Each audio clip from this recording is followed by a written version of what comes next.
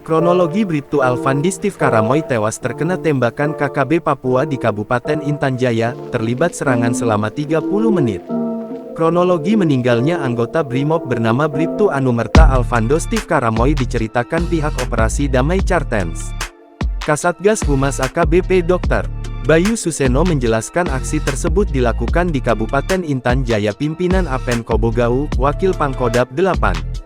Serangan dari KKB diduga berasal dari belakang Tower BTS Telkomsel, Kampung Bilogai, Distrik Sugapa, Kabupaten Intan Jaya yang mengakibatkan satu personel Operasi Damai Cartens terkena tembakan, jelasnya Sabtu tanggal 20 Januari tahun 2024. Dia menerangkan bahwa personel Ops Damai Cartens yang berada di wilayah tersebut mengalami serangan dari KKB selama 30 menit dari arah belakang pos.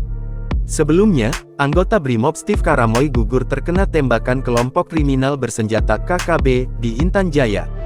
Anggota Bribda Alfandi Steve Karamoy terkena tembakan di bagian rahang kiri tembus rahang kanan dan akhirnya dinyatakan gugur, ujar Kasatgas Humas, Jumat tanggal 19 Januari tahun 2024.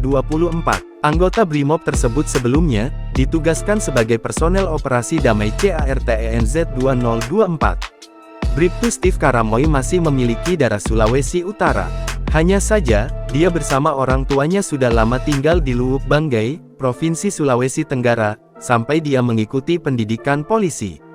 Suasana haru tampak menyelimuti upacara yang digelar di Bandara Moses Kilangin Timika pada Sabtu tanggal 20 Januari tahun 2024 pagi. AKBP Dr. Bayu Suseno menjelaskan bahwa jenazah Bribtu Anumerta Alfando Steve Karamoy diterbangkan menggunakan pesawat Smart Air Pack SNP dari Bandara Bilorai Sugapa, Kabupaten Intan Jaya, menuju Timika. Jenazah kemudian diterbangkan menuju Luwuk Banggai, Provinsi Sulawesi Tenggara, setelah dilaksanakan upacara pelepasan yang dipimpin langsung oleh Kaops Damai Cartens, ujarnya dalam rilis yang diterima Tribun Manado Sabtu tanggal 20 Januari tahun 2024. Download Tribun X sekarang, menghadirkan lokal menjadi Indonesia.